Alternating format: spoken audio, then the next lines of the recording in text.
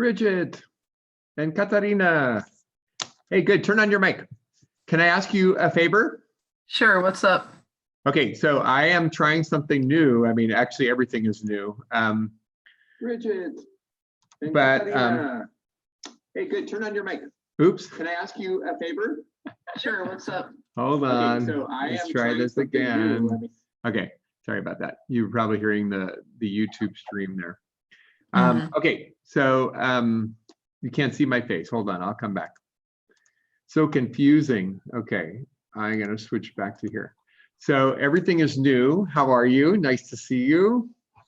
And then actually I'll say hi to Katarina here. Hey, Sean. How are you?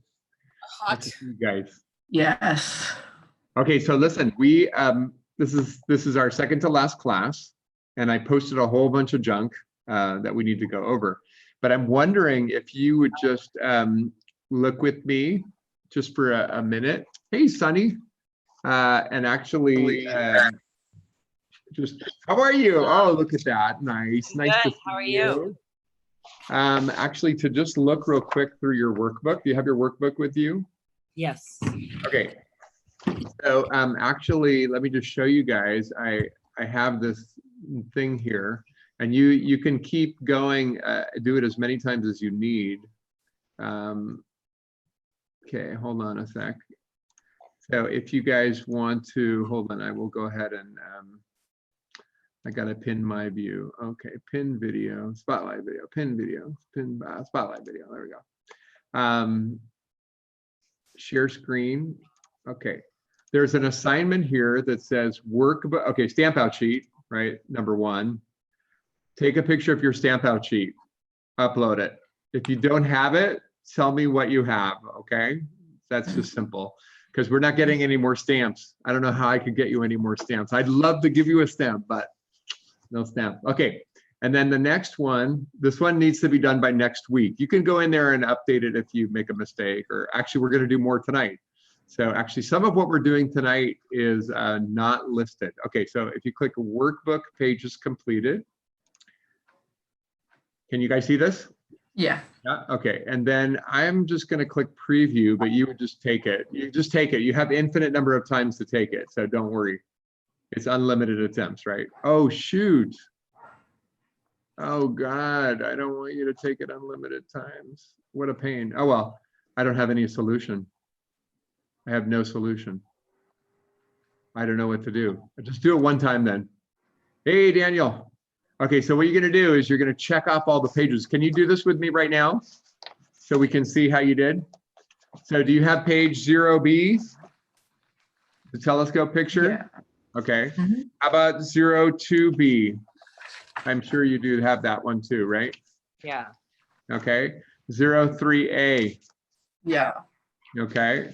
And there's something on there, right? Yeah. We did something? Okay. 04A, I'm pretty sure, yeah. Okay. Yes. 05A. Oh, do we have Yes. 04B? I messed up. 04B? No, we don't have 04B. Yeah, I didn't think so. Okay. 05A. Yes. Okay. 05B. Yes. 06A. Yes. 06B. Yes. 07A. No.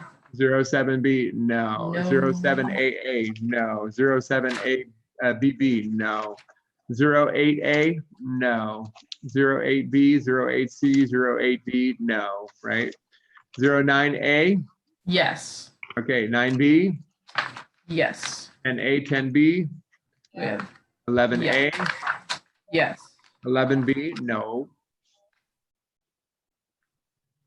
Right. No. Yeah. Okay. 12A. Yes. 12B. A Yep. little bit. Just part of it. Whatever. Okay. 21B. Yes. Yes. I think so. Oh no, no, we don't. We start on No. 22A. Yeah, we didn't do 21B. We'd started with 22B, 23B. Yeah. Yes. 24B. No. No. Nope. 25B. Yes. Did we do anything on 25A? Did we highlight anything? No. No. Okay. Okay, never mind then. Good. 26A. No. No. 26. No. See what I'm doing? It's just going through these, right? Okay, 31, 33A, No, 33A. no. Okay, because you missed the lecture, Sonny. Go do that lecture. Go do it, because then you'll get that checkbox, okay? Okay. 33B. No. 34A. You should have notes on there. Oh, yeah, yeah. Okay. 35A. No, we didn't do it. 36. 35B. No. 40A. No. No. Oh, yeah, of course not. 40B. Mm-mm. 40B. Yes. No. No. Okay. 41A. No. 41B. No. No, we didn't do 41B. No, we didn't. Dude, okay. I would have liked to have done that. 42A, maybe. Yes. Yeah, we Yeah. did 42A. 42A. 42B, probably. Yes. Okay. 43A, did we do that one? No. Ah, too bad. 43B, No. 44A, No. we would have. See the beehive cluster right there? Okay, but whatever. Oh. 44B, No. no. Okay. 45A, no. No. 45B, No. 50A, No. 50B, okay. No. Astronomy vocabulary. Oh, yeah. Okay, a full page picture of the moon, Yeah. a telescope lecture notes. Yeah. Yes. Yes, but if you didn't watch the telescope lecture, you don't have those yet. Okay, make sure you do that. Revolution revelation lecture. Yeah. Yes, of course we did that. Star magnitude lecture, again, online. Okay, astrology lecture from last week. Okay, Yeah. now is there anything else in the back of your book that you think you should, like pictures of star clusters maybe, or? We. I don't think so. Okay, so if you saw anything, this is where you would put that in, and you'd put in question 2, and then otherwise you're done. Put it in. Yeah. I have I one have a on. question. Yeah. I took a lot of notes in this book right here. Can I submit pictures of this as well? One more time. Why do you need to put a picture of that? No. I have, so most of my notes are in. No, that's, you don't have to give me a picture of any of this. You just have to Okay. tell me that you have them. Oh, okay. Okay. I'm gonna believe you. Okay. But if I know that you weren't there that night, right? I'm talking to everybody. See, Bridget was there every night, so I know she has everything. That's part of the reason I'm checking with her. But right now, you would go ahead and put in for question 2 if you had anything that you think you deserve credit for. Does everybody understand that? Okay, nothing. Nada. Okay.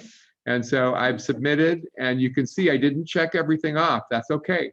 But if you went with me, this should be mostly what you do. Okay. And then you see I only got 28 points. Well, that's how many I was supposed to get. Don't worry about that. I just put in a point for every page, and then I'm going to go back and reduce it. Okay, so don't even worry about that grade. 28 is the best you're going to do right now.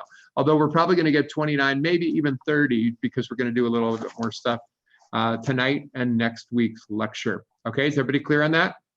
Gotcha. Okay, so let me look at some of the other things that you have to worry about. I've been very productive today. Okay, so just want to show you. Wait a second, I have to do that again.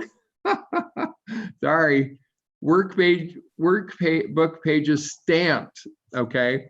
So this time I need to know, did we stamp anything? Okay. So, okay.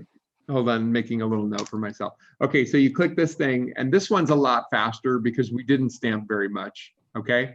So do you want to help? Actually, you know what? I think you can figure that out. If there's a stamp on it, check the box.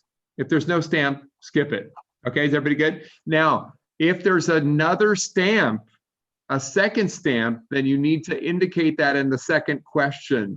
Okay, so we may have stamped page 4 twice or some other page twice. And so I didn't even think about that as a factor. Go ahead and just make a little note that we stamped it twice. Okay, does everybody understand that idea? Yeah. Okay, so count up all your pages that you did, count up all your stamps, and then I'm going to be able to manually increase. Actually, I won't need to worry about that. Whatever, we'll make it a full thing. Okay, and then let's see what else we have to do. Okay, So we do have a few more things. Let me go ahead and put it in student view so that I can actually show you what you should, I make sure you can see it. Blah, blah, blah. Okay, so if you haven't done the mythology extra credit, that's due next week.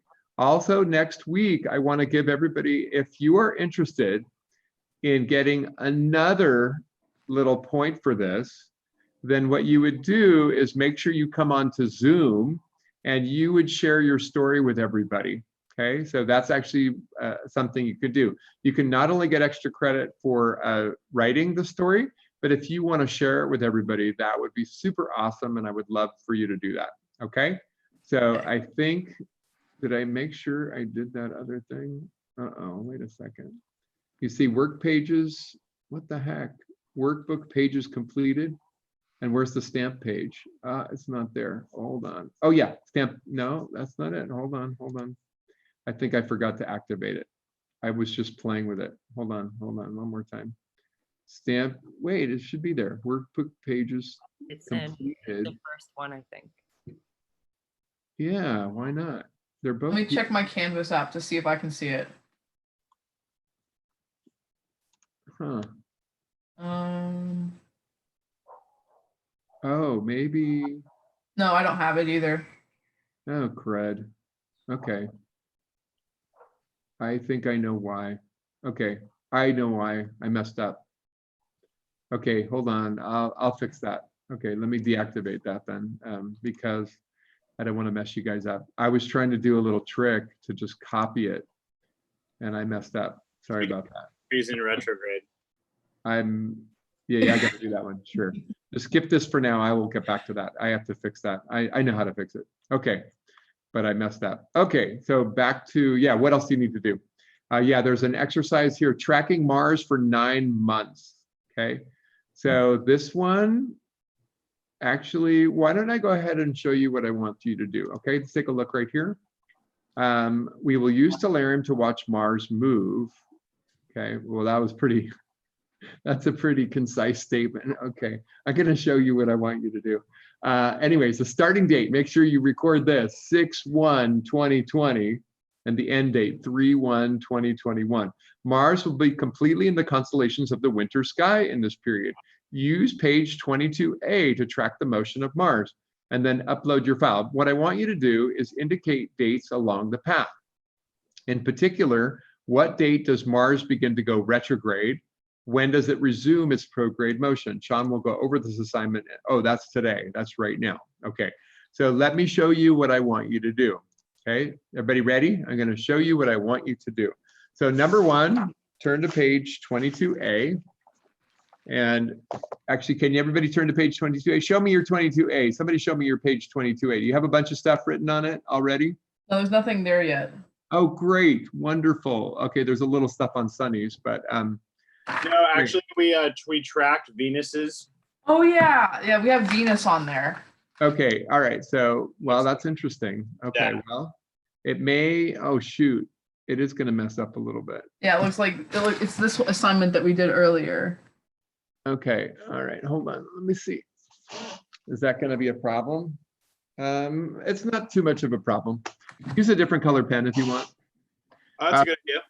Nice. That's a good idea, huh? Okay, good, good. You like that idea? Okay. Good job. So let's go ahead and this is my page, and I told you the two dates were, what were the two dates? The dates are, we're going to track Mars from 6/1/2020 through 3/1/2021. Okay, so these are the dates that we're going to be studying Mars. And so what I'm going to do is pop open Stellarium. And so just a second here, let me get Stellarium up. And have you guys been using it at all? Have you been playing with it? It feels okay? You're getting used to it? Yeah, it's pretty cool. Okay, it's actually got so many features, and I think I screwed up. Did I not figure out where the boundaries were for the No, you constellation? didn't. I never found them. No. Oh, I know where they are now. Oh. I know, I want to show you. I'll teach you right now. Let me show you guys. Okay, so I'm going to show you where the boundaries are. Okay, but is he Stellarium? Yes. Yeah. Okay, so let's go ahead and turn off the ground down here and turn off the atmosphere here. And then what's that? Cardinal points? Yeah, why not? Turn off the meteor showers, turn off the satellites. Okay. So I just have a bunch of stars right now. And I want to go over here. Oh, there's the sun. That's annoying. I want to go over here. You want to turn on the constellations. Just the names. That's all you need, right? And I said it's going to be over here where Pisces is the first constellation and Pegasus, right? It's going to be over here somewhere. But now I want to do a couple of things. So actually, let me show you where to put on the boundaries, just because then you know. You go over here to the viewing options, and I just missed it. I don't know why I missed it, but it's under no, it's under marking. No, it's not. It's under sky. Nope, it's under, nope, nope, nope, nope. Okay, it's under star lore. I just found it. Okay. So we are using the Western constellations, and you see we have show labels, show constellation lines. I just missed over here, show boundaries. Oops, it's right there, show boundaries. Does everybody see it? Yes. Okay, so that's where it is. And then, okay. And now we need to work on Mars. Okay, so I'm gonna just actually do the whole thing for you right now. And I don't want to give anything away, but I'm just going to show it to you. It's not a big deal. I'm going to start off on the first date. And you see how I can just hold down the this button. I can go to 6-1. You might want to put it for an evening, sometime in the evening. Why is the sun up? What the heck? Oh, that's weird. Why would the sun be up? What? Maybe it's just how we're positioned. Oh, that's actually below. Now I'm really confused. Oh, okay, never mind. Okay, so actually, let's take the sun away. Okay, so I wanna be in this region. Okay, here's the problem. So this is something that you can't do very easily. Oh, here's Mars. Look at, hey, Mars, look at you. Okay, so actually, sorry, I should have just showed you how to do this. You go to the search bar, go to Mars. Okay, and then if you remember, you want to center. It's automatically centered actually. So as long as I did the search like that, it's fine. But you want to take a look at where it is right now. So I don't know if you guys can see. So the time of the day will change things just a little bit. So let me see a little earlier. It doesn't matter actually so much. Since I've turned off the ground, I don't know. Can you guys see Pegasus? Yeah. And Pisces? Mhm. Okay, so where's Mars? Well, it's almost, actually, this is crazy. Look at that. It's almost perfectly along a line from Pegasus, isn't it? It's a little bit off maybe, but not by much. And it looks like you have to go past this fish of Pisces. And it's almost like the same distance to go down here. You're gonna almost go that same distance again. Okay, so does everybody see the picture? Okay, can you go ahead and sketch the starting position for Mars? And then I'm going to do it and see if we get something similar. Okay, Okay. so I maybe just a little bit further.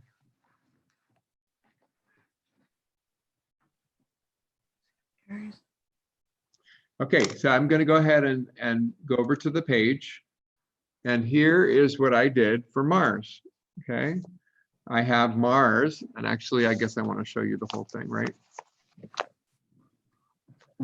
So I used the edge of Pegasus, and I said, I went down about that distance. I mean, I went down to Pisces, but I went almost another distance and a little bit more. Everybody follow what I did? That Yeah. seem reasonable? It's Mhm. almost perfectly along a line. It's not perfect, but that's fine, whatever. It's good enough, okay? So that's the starting point. Everybody should have that. And then what I want you to do is jump through and kind of mark off different dates. Now I'm going to go every single day just because it only takes a few minutes. I mean, literally this assignment can be done in about 5 minutes. It's not a really big deal. So I'm just asking you to do it and then take a picture and upload it. Okay, just to give you an activity to do that I think is kind of more like what, it would be cool if we could do it for real, but we can't. So we're going to do the virtual version. And so here I am, I got Mars. I can see it's right here. I know things are turned, but don't worry about that. And all I have to do is just select this and make it go, right? And so every week or 10 days or, I see I'm going for 9 months. I don't have to do it every day, right? I could do 10 days, right? It's moved a little bit, right? Now, instead of being here, it's up underneath Pisces a little bit. And I keep going, and I'm just going to keep going, right? Whatever, it does what it's doing. And actually, if you notice, why is it not centered? Okay, hurry. You got to press this and then press space. For some reason, it got uncentered. Okay, I know why, because I did all that other stuff. Okay, because I've moved the sky. That's the problem. Okay, so I'm just following Mars, and Mars is doing its thing. And by the way, that's prograde mode. Wait a second, something's going on. And it started going backwards. What? Retrograde, right? And then goes a little while, and then what? Going back the other way. Prograde motion, right? Okay, you guys got it? Pretty easy, right? And then look at it go. It's going past Aries. It's going towards Taurus.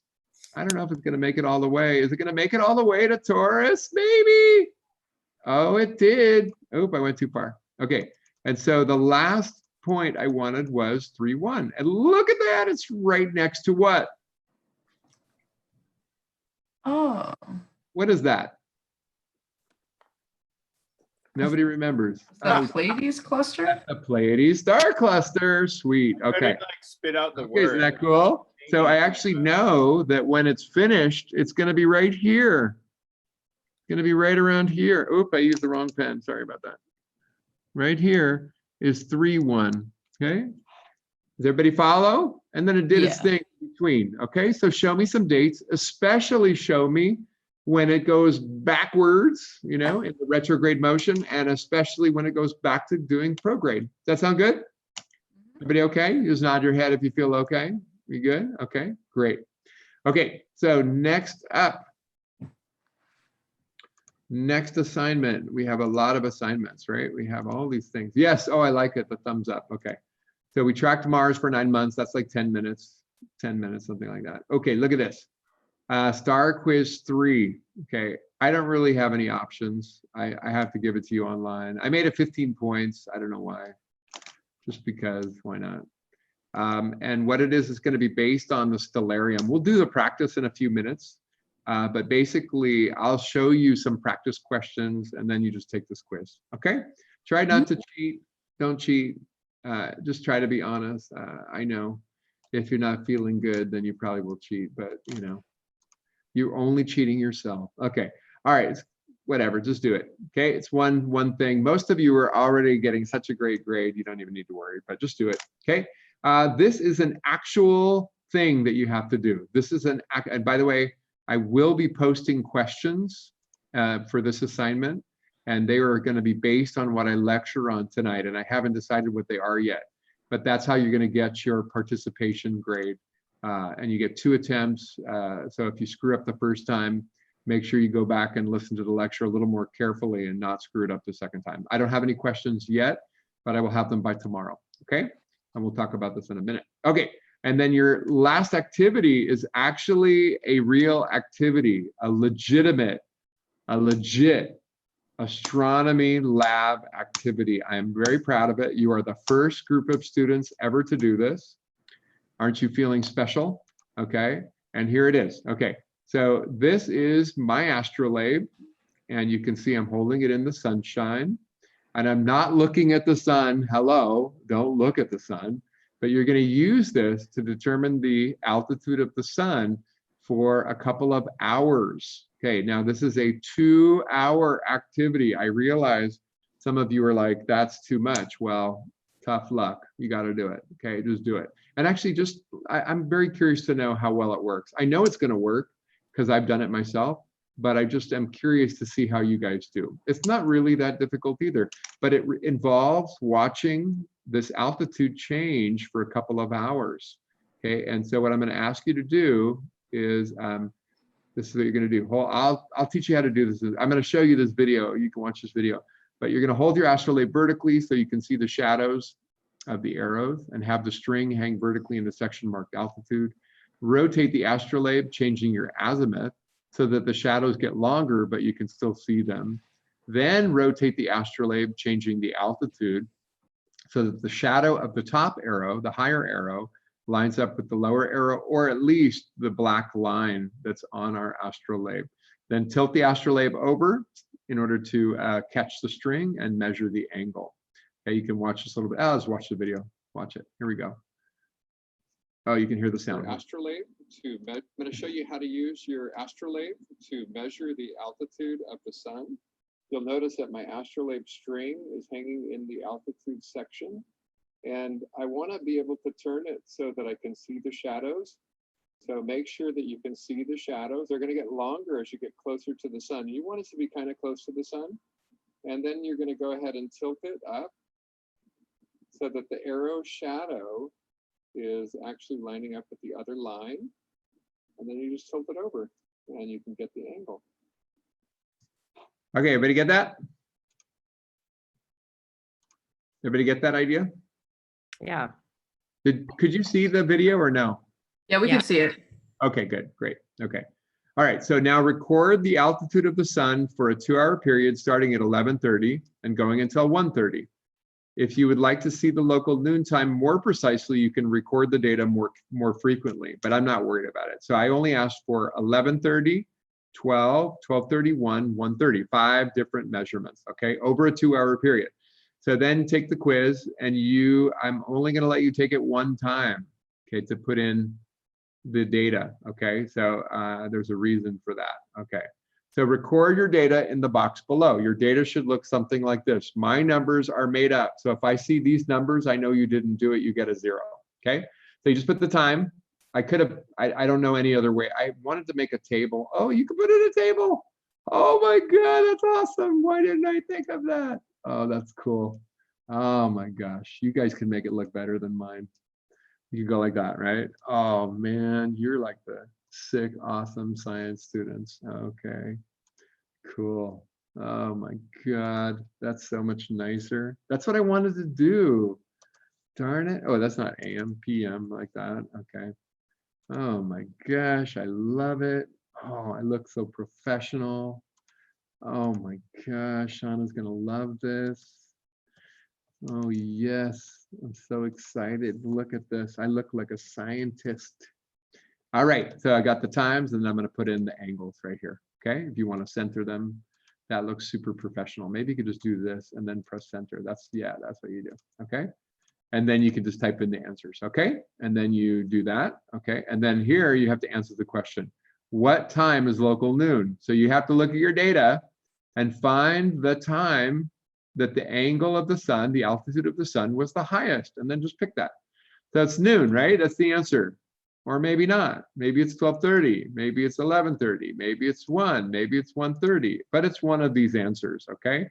And then you click submit. Okay, I'm not going to do that because it'll tell you if I got it right or wrong, okay?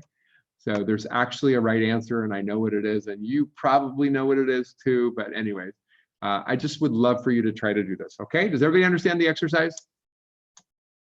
Any questions? Yeah, I'm hoping that that's not too hard to do, and it is 2 hours, but it's a pretty quick little activity. You just do 5 measurements in this period. I mean, even if you're working or even if you're studying or whatever, you just take 2 seconds, set an alarm maybe, and then go out and do those measurements, okay? And you have the weekend to do it if that's a problem for the week, okay?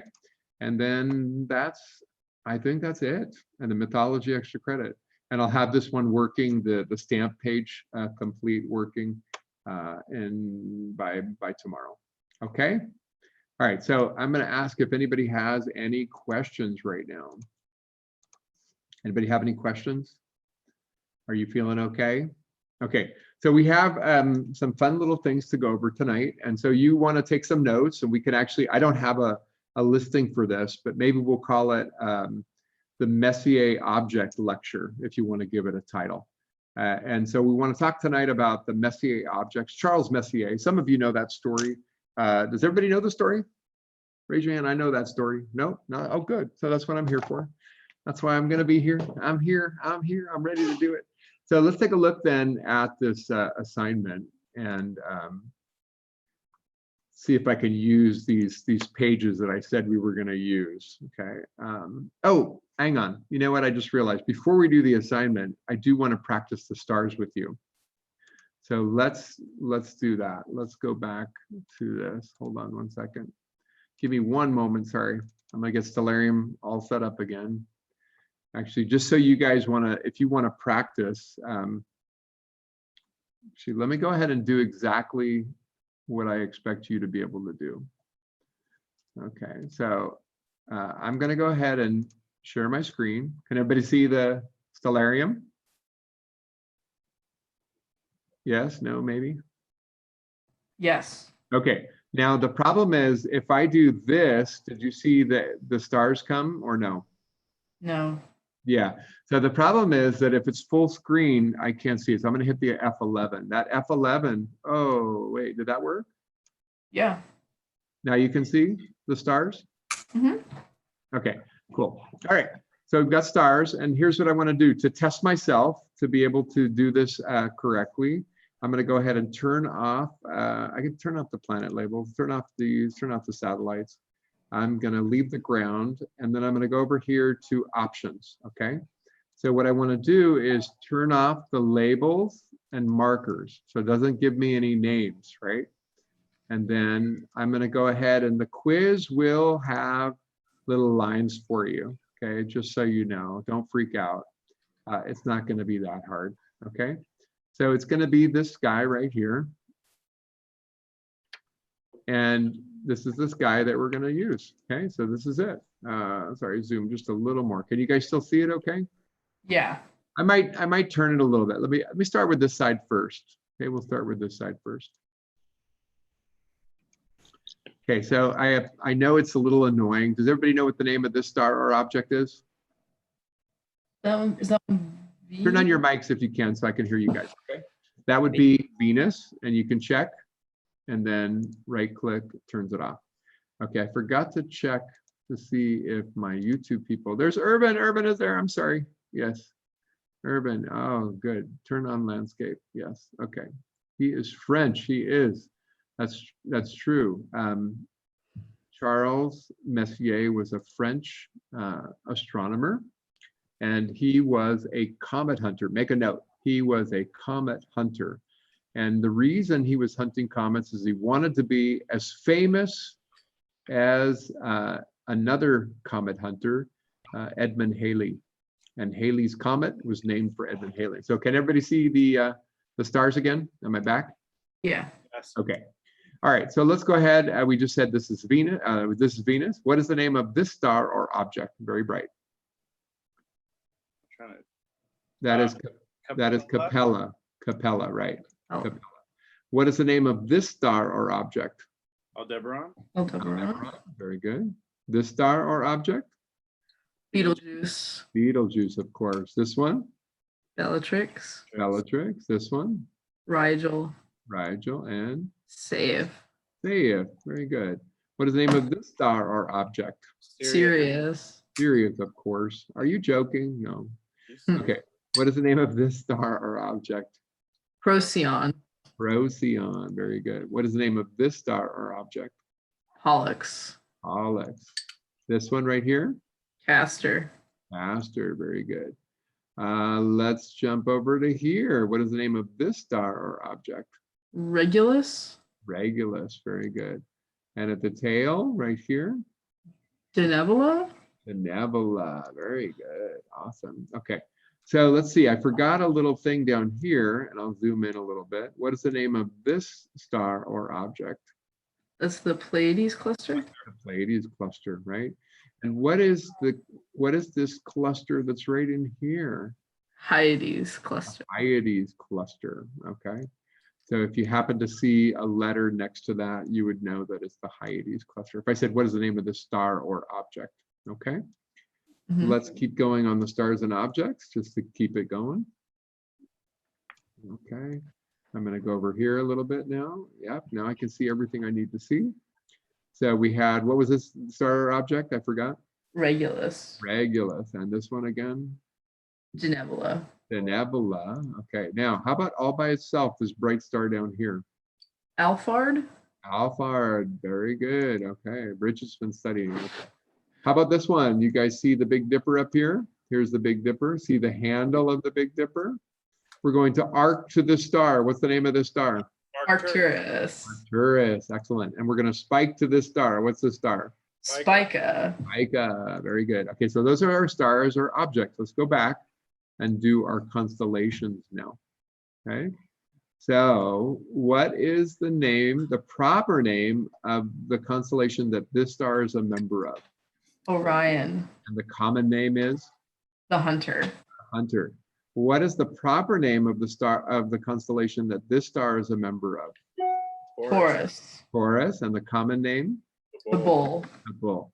What is the proper name of the constellation that this star is a member of? Auriga. Auriga. And the common name? Charioteer. Very good. Okay. What is the proper name of the constellation that this star is a member of? Canis Major.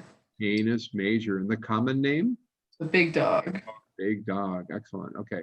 What is the proper name of the constellation that this star is a member of? Canis Minor. Canis Minor. And the common name? Little Dog. Little Dog. What is the name of the proper name of the constellation that this star is a member of? Gemini. Gemini. And the common name? Twins. The Twins. Now I did mess up. I left out a star or object. You have to zoom in to see it. But what is the name of this star or object? The crab. No, the Beehive Cluster. Beehive Cluster. Beehive cluster, right? If you zoom in, you can see the beehive. Yeah, I don't know where it is. This is Somewhere there. In the area where we know. I think this is it. This is the beehive, and these are the bees buzzing above a beehive. So I'm thinking like a swirly beehive. I don't know. I'm not sure. Okay. Anyways, all right. So I forgot that one. Sorry about that. You do want to know that one because it could be on there. Okay. This star is a member of a constellation. What is the proper name? Cancer. Cancer. And the common name? The crab. Very good. Okay. So let's rotate this guy a bit and zoom out a bit so we can see the rest. Okay. Now we can see the rest. This star is a member of a constellation. What is the proper name? What's the proper name of the constellation this star is a member of? Leo. Leo. And the common name? Lion. Lion. Very good. This star, the member of a constellation, what is the proper name? Hydra. Hydra. And the common name? Water snake. A big water snake, right? Look at it. Big old water snake. Okay. This star is a member of a constellation. What is the proper name? Corvus. Corvus. And the common name?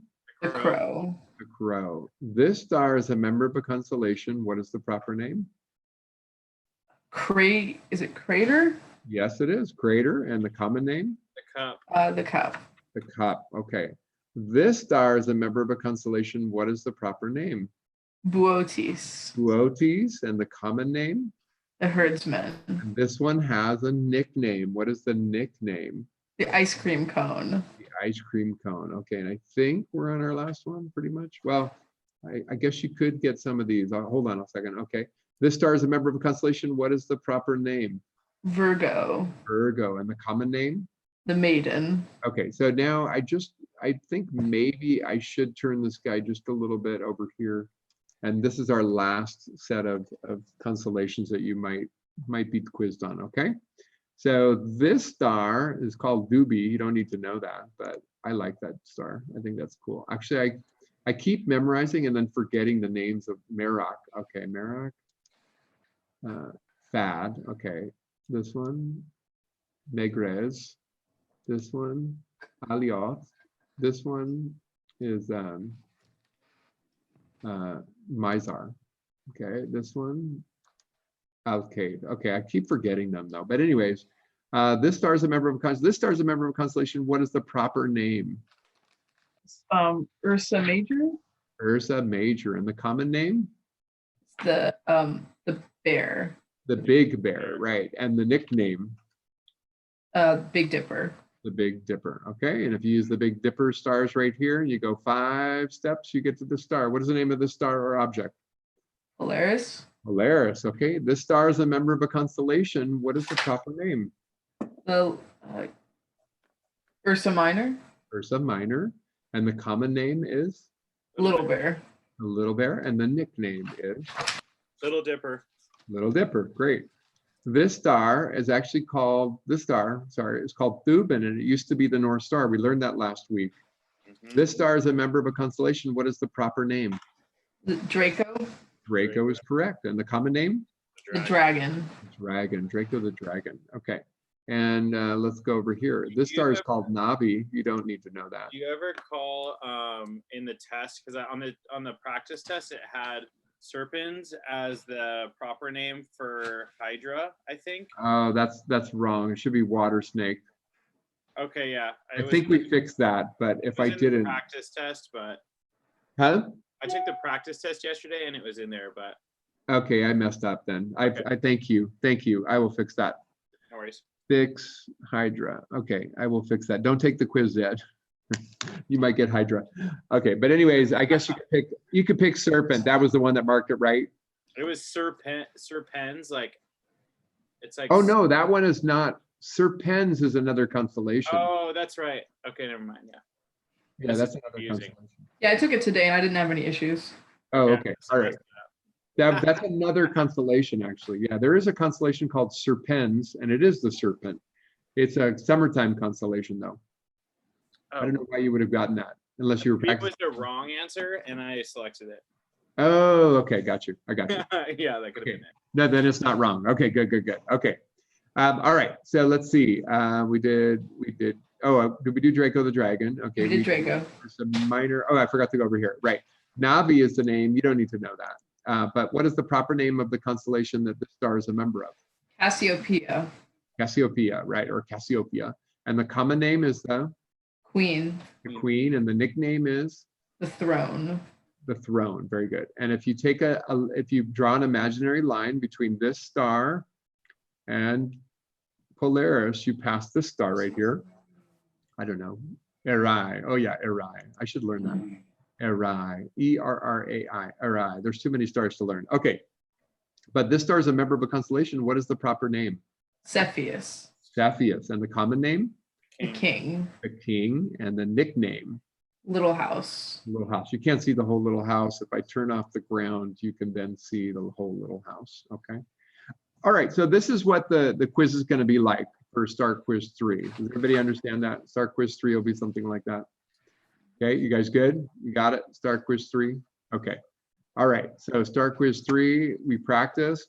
And now let's start looking at our links. Okay. Now we can start looking at our links.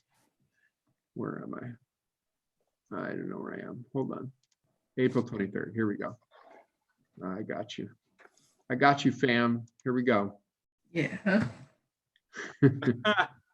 I know. You know, I would be so much So funnier in person. I'm So not funny on the internet.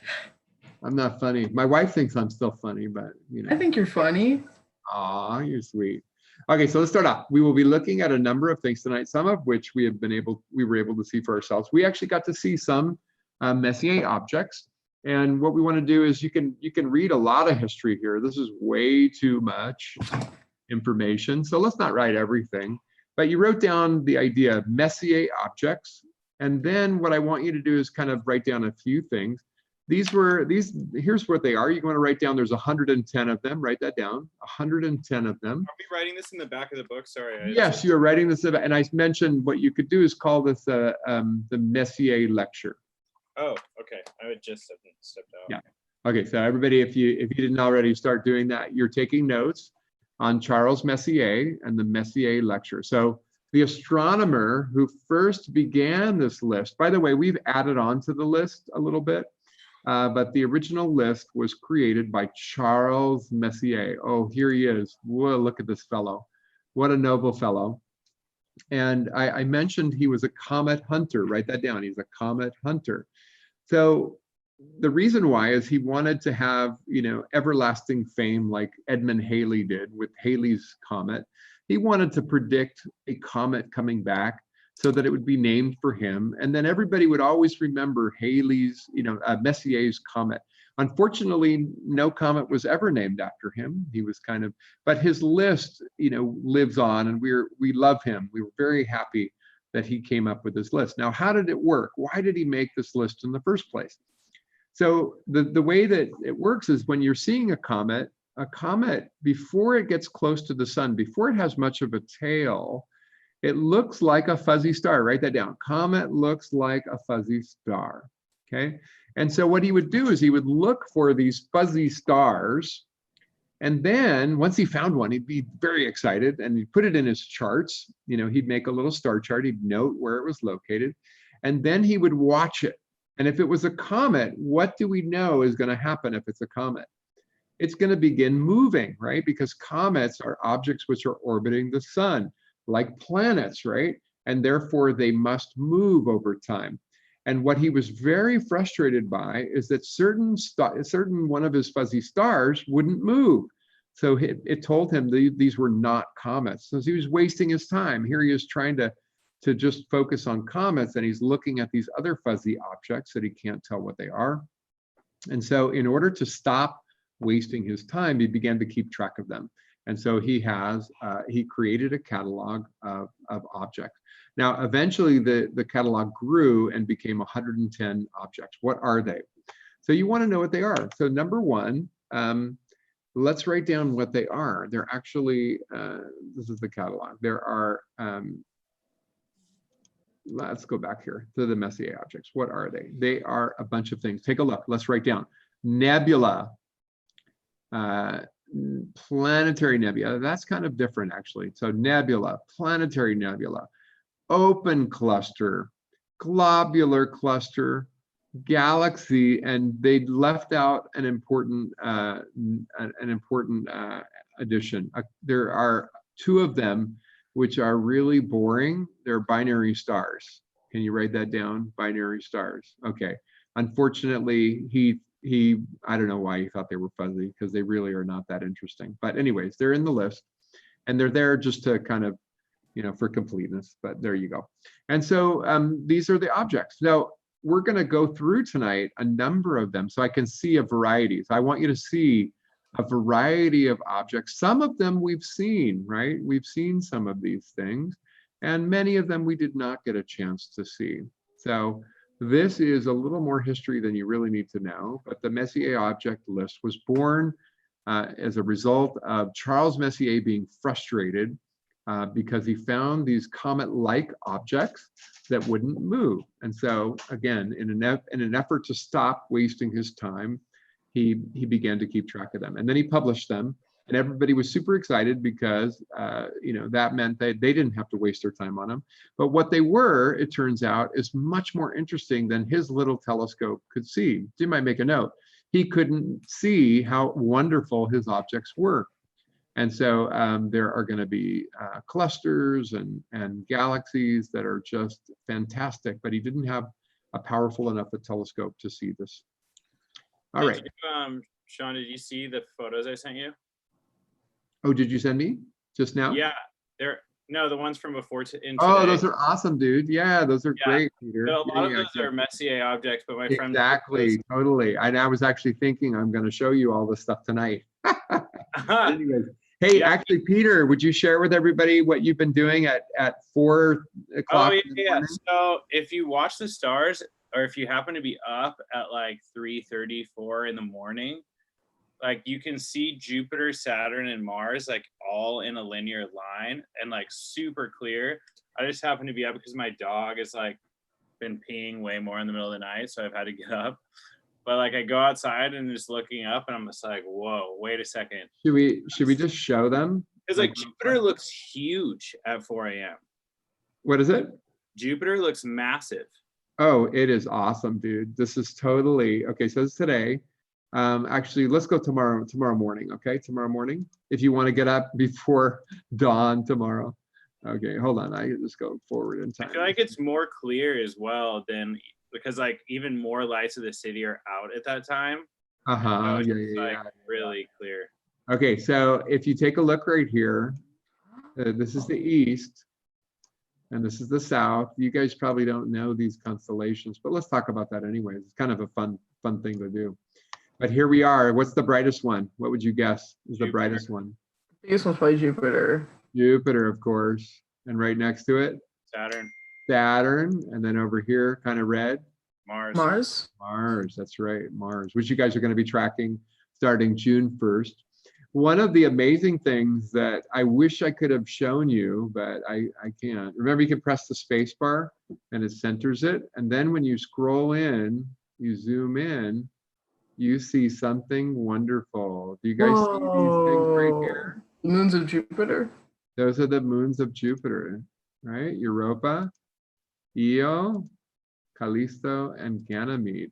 And actually, since I'm focused on Jupiter, make sure I'm focused, I can actually make time go. And you can see, Oh, what? That's sweet. you can see them. The problem is the ground. Turn off the ground. There we go. Now try it again. I mean, even minute by minute, they move. Isn't that crazy? So Galileo could tell time by the positions of the moons. Is that crazy? That's a So, trip. yeah, so they're turning in orientation because of the different location around the Earth. But anyways, you see little Io right here. That's Io. It's the one that's closest to Jupiter. Do they all orbit on the same plane? They Or sure do, yeah. But what's happening is this is from the point of view of the Earth.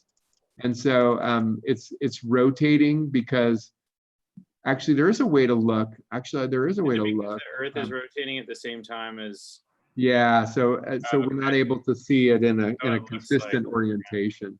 got But it. anyways, I went a little bit off on the tangent here. How do I go home now? What do I do? Oh, what do I do? I just zoom out, I guess. Okay. I just have to go back to, what the heck? The ground. The ground. I have to just go back to the right time.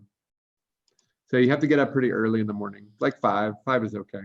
All right, so I wanted to zoom in and show you Jupiter, but then of course, oh my gosh, your glorious Saturn and the Lord of the Rings, and you could zoom in and you'd need a telescope, but look at that.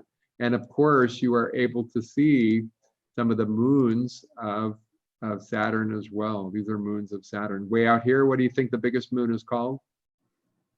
You guys know, it's got an atmosphere. Come on, people.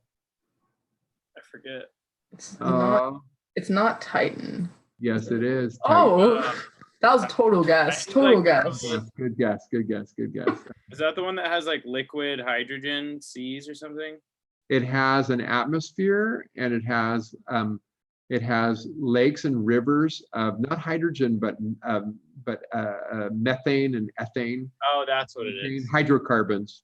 And then the mountains are made of water ice. It's pretty amazing. And then zooming out again. Okay, so you got Jupiter, Saturn, and Mars. So let's turn the ground. We got the ground back on. So if you were at 5 o'clock in the morning, it would be still in the southeast, right? But that's actually like a perfect time. I think if I turn on, hold on, let's go back a step. If I turn on the atmosphere, you guys can kind of see that what's happening. By 5 o'clock, 5:30, you already start to see light, right? 5:30. And by, I don't know what time the sun's coming up, but probably close to 6, right? Of course, a little before 6 even, huh? Oh no, a little after 6. Oh, bam, 6:30, okay. But you see by 5:30, it's already getting kind of light. So it's better if you can get up before 5:30. And look over here, you know this, look, you arc to, what's this star? Arcturus. Right? Arcturus will be way over in the west. Just to show you something kind of cool, this is our Milky Way. Where's our Milky Way? How come I can't see Milky Way? Oh yeah, you can see that at 4 in the morning as well. Oh yeah, it's right. It goes right through here. It's really Turned cool. off Milky Way. Where's Milky Way? Okay. Milky Way is, you just turn up the saturation. Oh, here we go. Is that it? Yeah, I think so.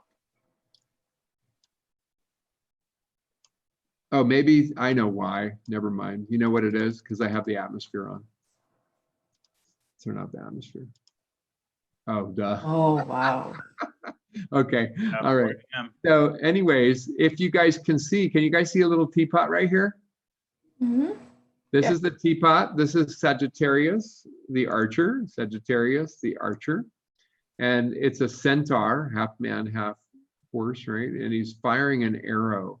And so the top of the teapot is his arrow that he's firing. And that's on the test as well. No, not at all. Then This that is must the summertime constellation. I just wanted to show you. I must have been in the wrong quiz on the wrong practice quiz online. Yeah, that could be. Yeah, you might have gone on to summer by accident. That's what I did. Yeah. Okay. So anyways, this is the handle and this is the spout. And if you look, this is the tip of the arrow right here. You go over and up right here, and this is the center of the Milky Way. I probably can search for it. Sagittarius A. Anybody remember the name? A star, right? You guys remember that? And there it is, right there. Okay. So that is where the supermassive black hole at the center of the Milky Way is. Isn't that cool? So you just go over and up from the teapot. I went up a little too far, but that's pretty good. Okay, so why am I showing you that? Well, because it's whatever, it's cool. This is Sagittarius and this is Scorpius, the scorpion, right? Again, you don't need to know that. Okay, so I forgot what I'm doing. What am I doing? We're talking about Messier objects. Oh, Messier objects. Okay, cool. That's what I was doing. Okay. But So while we're on a actually, we're going to show you, I'm going to do another one. I'm going to use another tool in a minute, but let's go ahead and you can actually type in M1, right? And it takes you to Messier object number 1. Unfortunately, it's not visible right now, but it would have been visible in the evening, right? Like in the early evening. Can you guys recognize the constellation? It's Taurus. Taurus, right? That's right at the end of Taurus. And so if you zoom in, you can find us. Would you please write down M1, the Crab Nebula, because this is a really cool one. This is really interesting. And there's so much fun story here. I just, I mean, that's what I'm kind of doing tonight. This lecture is more like telling you some stories, okay?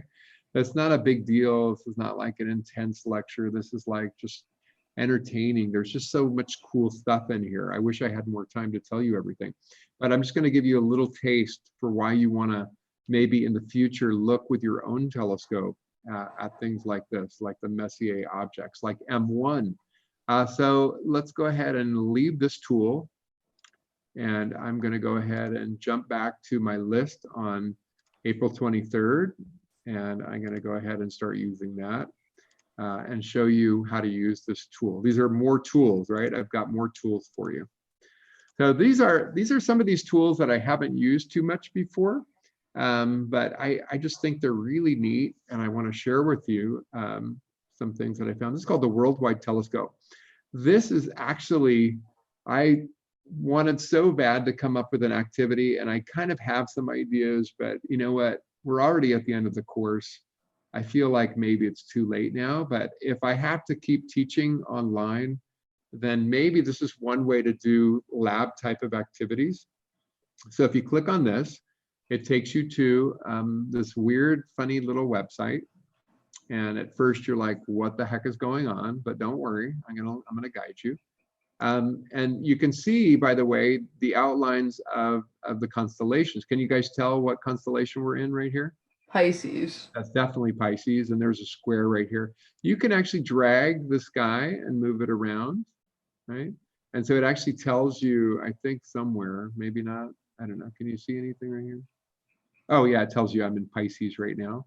If I go over a little bit, now I'm in Pegasus, right? So you can actually figure out what constellation you're in. So this little square, this little mark, this target is the thing that is identifying, okay? And there's way too much information, but the crazy thing is that you can actually zoom into stuff, right? So you can actually just find random whatever, what is this? I don't even know, what is that? I don't know what it is. I have no idea why there's a circle here. I have no idea.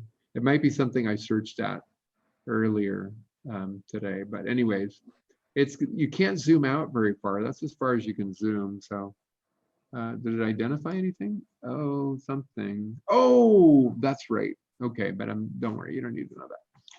Okay, so there's all kinds of things, including up here, take a look, the Messier catalog. Oh, that's cool. Ooh. What the heck? Look at this.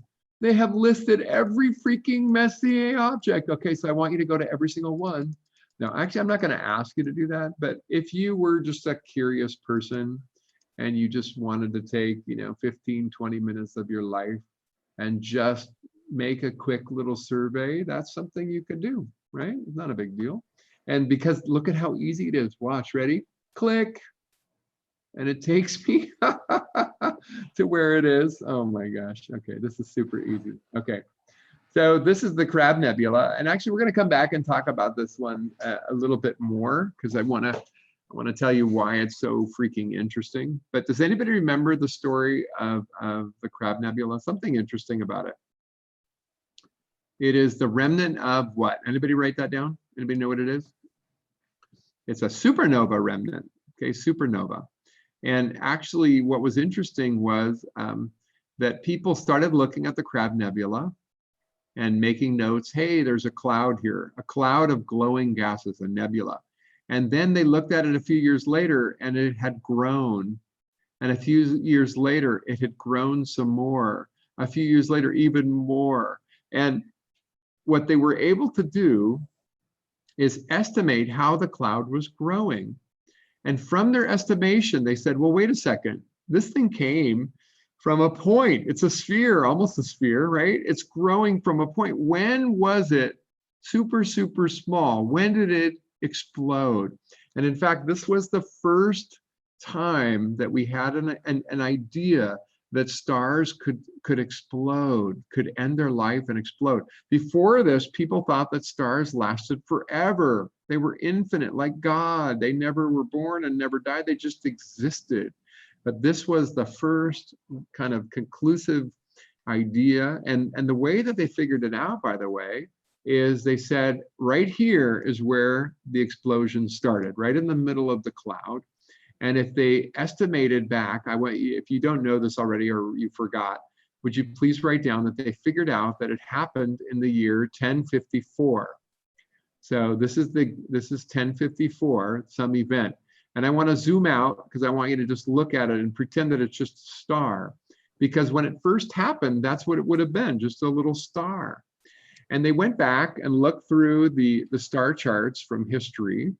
And they were super lucky because they found that in China, someone had made a note, it's actually a number of people had made a note of a very interesting event. A star appeared in the constellation of Taurus in the year 1054. Now, they didn't actually predict exactly 1054. It was somewhere in the 10,000 in the year 1000, between 1000 and 1100. But as they searched through, they did find a star appeared exactly where the center of the cloud was in the year 1054. And if you don't know this already, please write down, it was called the guest star of 1054, forever after. And one of the amazing things is people reported that it could be seen during the daytime for 3 weeks and for 21 days, and then for about 2 years at night before it faded away. And so this, again, was super exciting because they realized that this was the first exploding star that anyone had shown came, that cloud came from an exploding star. That is the remnant of an explosion. That is a supernova, okay? Now this is a big deal. M1, the first supernova that we had ever identified. Okay, so I'm gonna come back to that one and tell you a little bit more. But here's M2. Let's click on M2, boom, and we could jump to another part of the sky. Okay, and I could probably ask you to record, what constellation is it in, but again, I don't think I'm gonna do that. I'm just gonna go ahead and let it go. But you can tell me, what constellation is M2 found in? And the answer is, look over here. We've zoomed in, we're in the constellation of Aquarius, which happens to be Mary's sign, so I'll let her know. Hey honey, there's an awesome, anybody know what this is? What is M2? M2, what is that? Globular cluster? That is a globular cluster. Awesome, they're beautiful. Oh my gosh. And actually there's one that's in the sky in the early evening right now. And if we were in the lab, I would be showing it to you. It's called M13. We'll get there. I think I'll probably get up there. I'll just show you. We're just gonna, we're gonna quickly kind of go through these just to get a taste for what the different Messier objects are. But M2 is a globular cluster. So if you would write down globular cluster, What is a globular cluster? What is a globular cluster? Anybody tell me a good definition? Is it a couple of stars or lots of stars? What do you see? Tons of stars. Yes, thousands of stars. Write that down. Thousands of stars. And the shape is really important. Why does it have this shape? Is there a lot of gravity or not very much gravity? Lots of gravity. There's lots of gravity. There's plenty of mass there to keep them together. These stars have been together for their whole existence, right? So a really cool thing to know is there's thousands of stars that are held together by the force of gravity. They're going to stay together forever. And they're very old. And it turns out these are as old as the Milky Way itself. They're as old as our galaxy. And actually something kind of really neat, I didn't know the right number until today, because I looked it up for my, my lecture class. But it turns out that there are 157 of them orbiting the Milky Way galaxy. They're part of the Milky Way galaxy. They're orbiting the core of the Milky Way galaxy. Would you write that down? There's 157 of them. So there aren't that many. And even though the Milky Way has 400 billion stars, there are only 157 of these. And so, by the way, Messier did not discover all of them. Turns out he didn't see the whole sky. And so he lived in Paris. Did I mention that he lived in Paris? He was French. I know we heard from Urban that he's French, but he lived in Paris. Okay, so M3, what is it? M3. Anybody? Can you tell from the picture? Is it another globular cluster? That's it. Yeah, it's just another globular cluster, but it's also, again, each one is amazing. And even this picture doesn't really do it justice. It looks a little bit blurry. But anyways, how about M4? What do you think? M4. Looks like there's a bunch of globular clusters, right? You guys following? Glob, glob, glob, glob. Mm-hmm. Now, I actually, in case you are confused, I made a list for you, and you again are the first class ever to have it. But in the back of your workbook, you have a list of the Messier objects. So can you guys flip back there and actually find the page that has all the Messier objects? Oh, I know the page. Anybody remember the number? It's page 110, 10. right? You get my joke now? Oh, yeah. Why? Why is it page 110?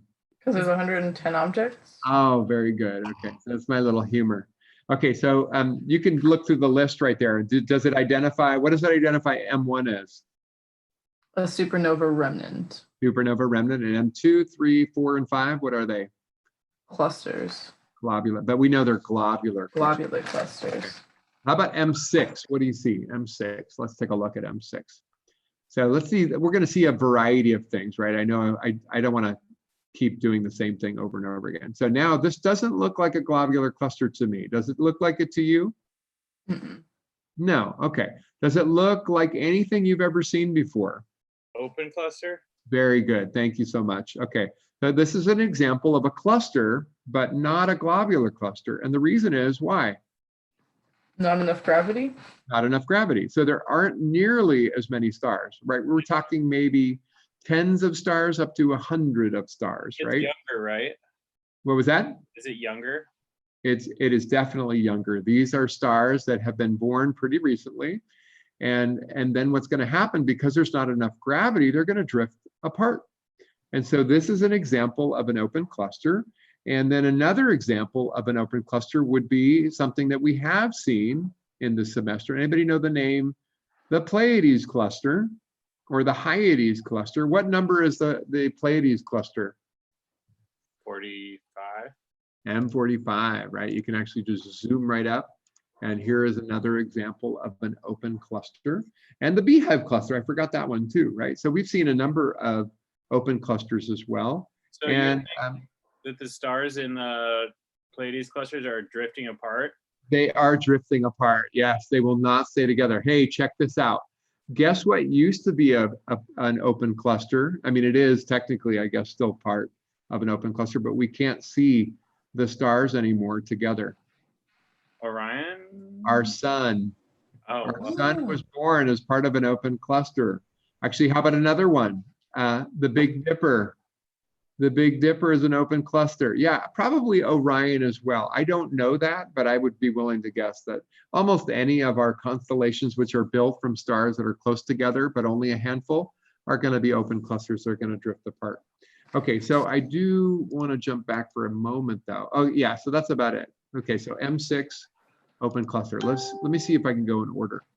So M7 is a little bit different. What do you notice about M7? It's very colorful. What do you notice, right?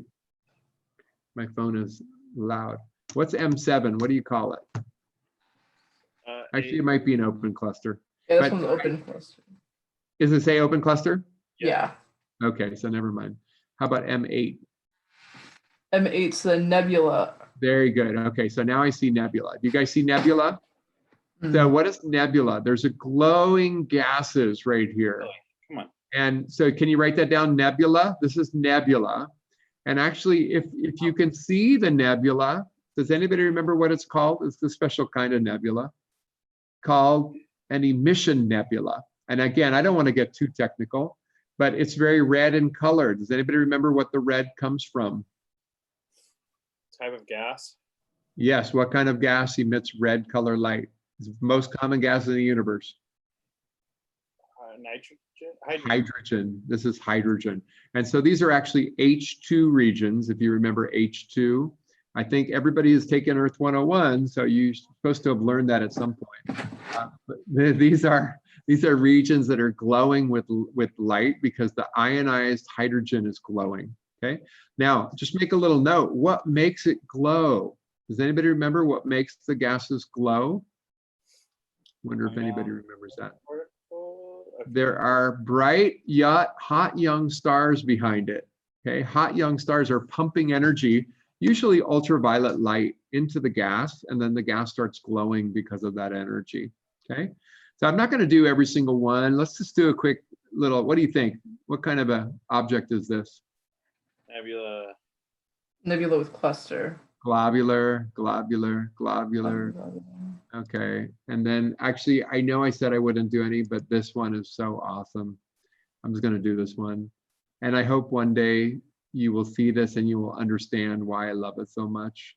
This is M13. This is the great this picture is not as good as real life. Okay, but it's the great globular cluster in Hercules. Yeah, this picture is okay, but I've seen it with my own eyes better than that, and it just makes you weep. It's just so beautiful. Oh my gosh. Like Christmas. Oh my gosh, it's so beautiful. Anyways, or whatever thing makes you happy. Okay.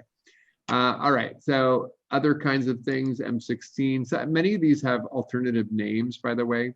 What's the elephant trunk? What is this? The elephant trunk? That's right. Okay. So you guys are looking in the back. Okay. Well, So, no, I'm you not. knew that. I just knew that because I sent you a picture of it. Oh, you sent me a picture of it. That's awesome. Okay. So these are, again, nebulas. We'll go ahead and skip forward here. Let's find something different. What do we have? Sometime soon. Here we go. Here's one. M31. Who knows what M31 is? It's the Andromeda Galaxy. Oh, wait, I missed one, I think. Hold on. I don't want to skip over a different type I want to give you. You know what? I'll do M31. 27, the planetary. M27 is a planetary nebula, isn't it? Yeah. Yes. Planetary nebula. So actually, let's go ahead and write down planetary nebula. Planetary nebula. Okay, and what is a planetary nebula? Well, you might remember that. It is a cloud of gas, but this is a little bit different than before because you can see it has a kind of a spherical shape with some little extras thrown in there, but mostly spherical, although it looks brighter this way and that way, so that's a little asymmetric. But does anybody remember what causes this? These are the outer shells of a red giant star that have been blown away from the star. As it gets older, it blows away shells, and then finally the core collapses. And so write down, in the middle of the planetary nebula, what will you find? Iron core. A white dwarf. Write that down, white dwarf. This hot little core of the star that got left behind, and it's shining with ultraviolet light that makes these start to glow. And so they're going to glow. Actually, I used to say before, 500 years, but I've actually been corrected. And so let me tell you something that's probably closer. It's probably thousands of years, but not tens of thousands of years. So 1 to 2,000 years is reasonable, maybe 3, but probably not much longer than that. So it's probably more than 500 years, but not 10,000 years, definitely less than that. Okay, and finally we get to M31. What's the name of M31? Andromeda Galaxy. Andromeda Galaxy. Oh my gosh, we have a galaxy. So Messier did not know that he was actually looking at full galaxies, right? He just saw, by the way, he only saw the core, and he thought it was really more like the globular cluster. It's only when you take a photograph that you can really see the majesty of Andromeda. It is amazing. It's huge. And just to realize it's enormous, right? And anybody know how many stars are in the Andromeda Galaxy? Maybe somebody remembers. 1 trillion stars, right? And the other amazing thing, again, don't need to know for our class, for our lab, but just to know that Andromeda is on its way to collide with the Milky Way, right? Does everybody know that? Milkomeda is coming. That's right. And becoming is, yeah, once they merge, they'll merge into one galaxy. It'll be the Milkomeda galaxy. And then it won't be a spiral galaxy and a spiral galaxy. What will it be? Who remembers? Oh, I forget. It'll be called an elliptical galaxy at that point. It's going to lose its spiral arms, actually, eventually. Okay, keep on moving, don't stop. More nebulas, more stuff. I think, oh yeah, this is one of the boring ones. M40. Binary. Yeah, it's a binary star. I'm like, why did you? Anyway, it's okay. You know what, dude? You did so many cool things, and then you got a binary star system. Well, I don't know what's why. next to it? What's to the right of that? To the right of that, over here. Oh, that's a galaxy. Yeah. The galaxy. There's This is M81, I think. 81 and 82. What about the smudge where the cross is, like right below? Oh, it? here, that's another galaxy. That's another galaxy. A lot of galaxies. Yeah, there's galaxies all over the place. This picture doesn't show it. But anyways, yeah, there's galaxies everywhere, my friends, everywhere. Okay. So galaxies are all over the place. This one is really famous, M57. This one is a summertime object that you would look at. If the quarantine is done and life goes back to normal, please come out to a star party and see this. This is called the Ring Nebula. And this picture is horrible. This is a better picture. That's much better. You don't see that though. You actually just see a little smoke ring, unfortunately. But anyways, it does look really, yeah, that's another picture. Anyways, yeah. This telescope thing is a little bit wild. I think, what is that? This is like a half a degree or something. This is trying to give you an idea. It's pretty tiny. Yeah, about a half a degree, I think. I'm not sure. Actually, I'm not sure. I'm not sure. I don't know how to use this well enough. I'm sorry. I wish I knew more. I wish I knew more. I will know more in the future. Okay, so those are kind of the biggest things that we can see. There's so many of them, M81, 82.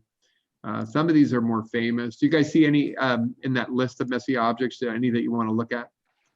If you go into the back, are there any that you're curious about, you want to see?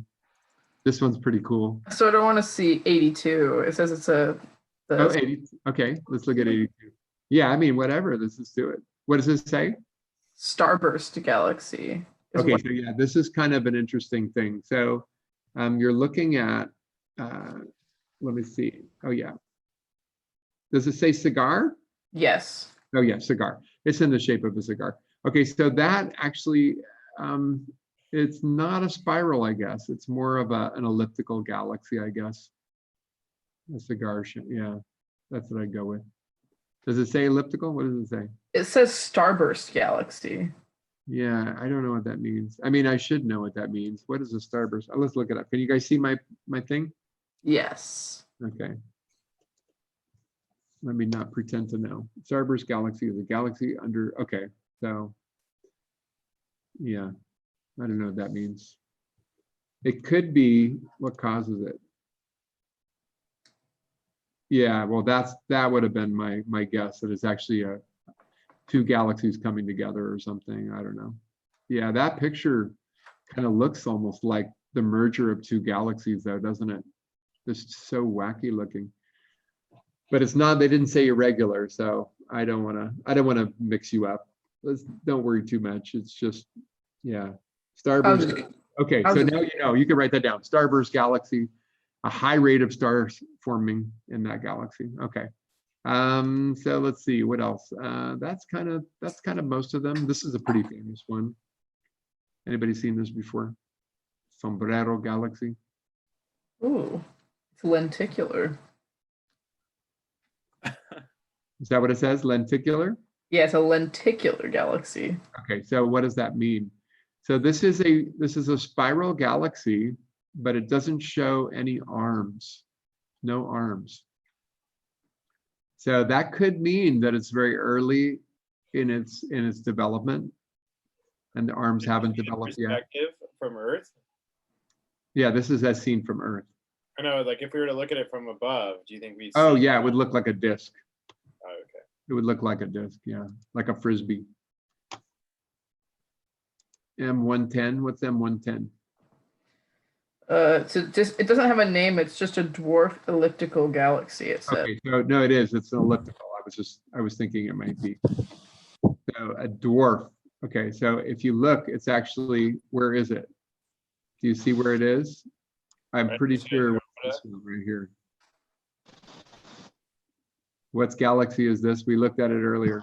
It's Andromeda, right? It's Andromeda. And so this is a little galaxy next door to it, right? So you might remember that the Milky Way has galaxies that are orbiting it. And the same thing is true for Andromeda. It's kind of like how we figured out some of this, just by watching other galaxies. So we see we believe that this one is orbiting Andromeda. And so, you know, we kind of, we learned that can happen. Okay. So, all right. So I showed you that you could use this. This is a fun little tool. And there's so much more. It's actually got a pretty amazing function. You can search for just about anything, like a planet, of course. Let's see if their Saturn picture looks any good. So you can go to Saturn, and then I guess you have to click on this, right? Saturn.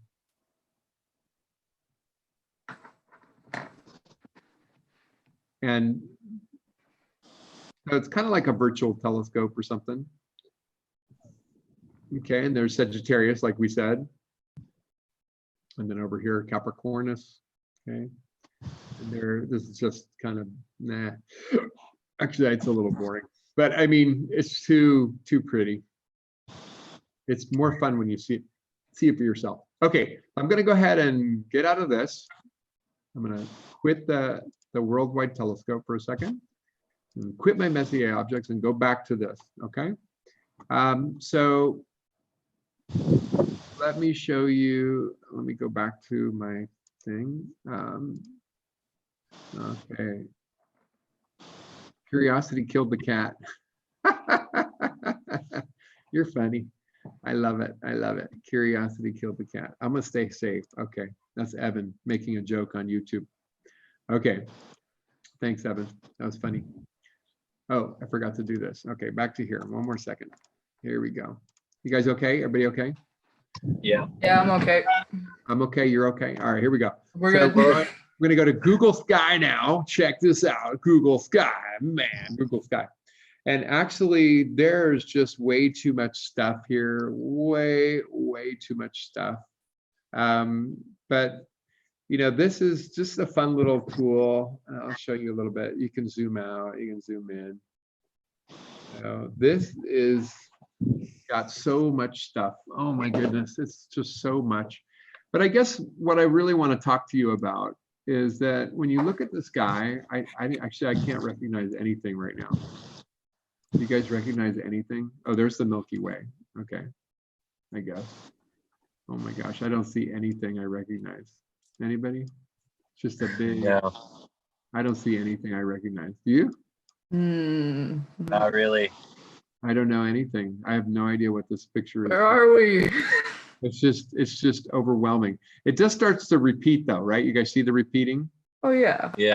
So that's the Milky Way. Okay, that's the Milky Way. All right, that's got to be the Milky Way. Okay. All right, so somewhere in there I could probably figure out something. What can I figure out? What's right next to the, oh, wait a second, I'm seeing stars. Hold on, maybe I can find something I recognize. Maybe I can find something I recognize. Anything I recognize? Do you guys recognize anything? Anything? There's a bunch of stars. Anybody recognize anything? No, it sort of reminds me of the wall at the observatory. Very the big good. picture. Oh, wait a second. I think I found something. Oh, I found something I recognize. Who knows what this is? Right here. Orion. Orion. We found something. Okay, the belt of Orion, which means what should this star be right here? That's Sirius. Sirius. And what's Major. this bright star right here? Oh, that's Procyon. And here's a Procyon. pair of twin stars. They're not very bright, but there they are. What is this one? Pollux. And Pollux. Castor. And then over here, Yeah. super bright star, Capella, Capella. And down here, the eye of the bull. What's the name of this star? Aldebaran. Aldebaran. Okay. And remember that this would be what constellation? Taurus, Taurus. How about this little cluster of stars? I recognize that. Pleiades, Pleiades cluster. What's the cluster over Pleiades. here in Taurus? Hyades. The Hyades. Hyades. What's out here at the end of Taurus? If I zoom in, anybody remember? Oh, it's a galaxy or something. No, the Oh, Crab cool. Nebula. Well, I'll get back to that in a minute. Okay. I don't know where it is. Let's see. Should be right here. Should be right. Isn't it a nebula or something? The Crab Nebula. There it is. There it is. There it is. No, that's not it. Where is it? What is the color coding on this? It's not supposed to be color coded. It's supposed to be real color. So like the blue, like Pleiades color being blue, is that? What is that? Don't you remember the Pleiades are blue stars? I don't recall. They're young and they're hot. They're young, hot stars. Okay. This is taken from a survey, by the way. So that's why it's a little bit choppy.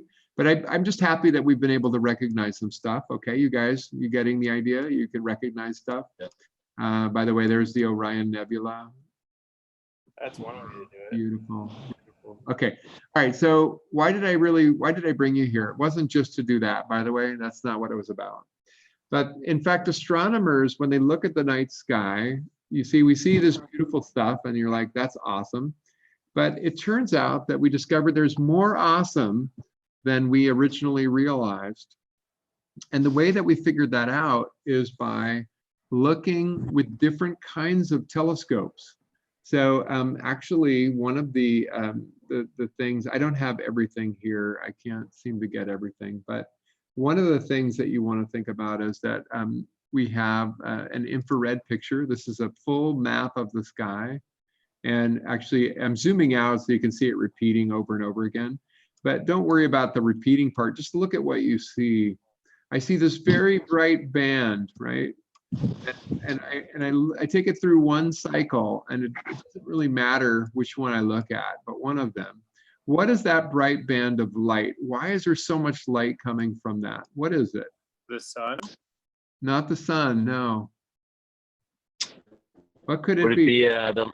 would it be the light spectrum? Yeah, well, it's part of the light spectrum, infrared light. Yeah. Yeah, But if you fade it away, towards you. Oh, the Milky Way?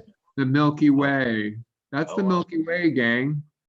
So Oh, wow. what's glowing with all this infrared light? All the dust and gases that are in the Milky Way. Isn't that awesome? That's It Yeah. is. This is a really beautiful idea that one of the ideas, I don't know if you remember, that when you use visible light, you might notice that there's all of these dark patches in the Milky Way. What are the dark patches? gas. They're dust clouds, actually. They block visible Yeah. light. But do they block infrared light? No. No. No, we can see right through the dust clouds. Isn't that awesome? Write that down. Infrared light, you can see right through the dust clouds. Behind the dust, you can see what's there. It's super awesome. So sometimes we see behind the dust clouds and we see the star that's making the dust light up. We see that, right? We couldn't see it until we started to use the infrared light. So astronomers use different colors or different parts of the spectrum to help them understand more of what's going on in the sky. So infrared is a lower energy, and that's kind of interesting. It's a big part of what we do. Another really important one is we now have microwave pictures of the entire sky from the Planck mission. And can you write down microwave just for a moment? I want you to know something important. Do you see the light? Where do you see light? Which part of the universe has light coming from it? Is it just coming from one place or pretty much everywhere? That's everywhere. Okay, can you write that down? It's everywhere. There's microwave everywhere. And can you write down, this is called the microwave background radiation. I'll write it down if you don't know what I'm talking about. Microwave background radiation. And what's really awesome is that you can see, is it the same color everywhere, or is there little tiny variations in the color? Any variations? That's right. But up until 20 years ago, they couldn't see that. 20 years ago, we finally were able to get a high enough resolution to see the little tiny changes in the background radiation of the universe, right? And so this is called the microwave background radiation. What is it? Well, you guys remember there was this thing called the Big Bang? I heard about that. Yeah, you heard about that, right? And what do you know? Well, it was really dense and it was really hot. But that was 13.8, almost 13.8 billion years ago. What has happened to the temperature of the universe? It has cooled down. And now instead of radiating a lot of visible light or even higher, it radiates microwave radiation. So this is the color of the universe that has occurred because the universe has cooled down as it expands. Does the atmosphere protect us from this radiation then? No, it doesn't hurt us at all. It's very low energy. So this is less dangerous than sunlight. It's less dangerous than ultraviolet light, right? Remember, because it carries less energy. So the microwave radiation that you're thinking about is the microwave in your house is a very concentrated source of microwave radiation with a high intensity, but this stuff is not dangerous at all. You could definitely go out on this and you wouldn't be hurt. Not dangerous at all. Okay. All right. So that's a couple of the ways that we can see the sky. Another one that's really cool is the X-ray part of the spectrum. And unfortunately, I can't see the whole survey and I don't know how to show it. So I'm failing as a teacher right now. In the planetarium, I knew how to do it. Well, the top right says microwave and you can turn it up. Yeah, but it doesn't work like that for this one. Yeah, that's a historic. Oh, that's cool. Oh, that's cool. That is awesome. These are the historical constellations. Oh, Wow. that is awesome. Okay, Cool. that is really cool. Oh my God, I love this. Fantastic. Okay, all right. So, but for whatever reason, I can't do that. So too bad. That's too bad. But I do want to show you that actually the reason I wanted to show you X-ray is because something happens when you look in the X-rays part of the spectrum. You start to see these bright lights coming, and they're not coming from anything that you can see. Does anybody know what emits X-rays? What things emit X-rays? Gamma rays. Well, gamma rays even higher energy than X-rays, actually. So X-rays, would it be like radiation or?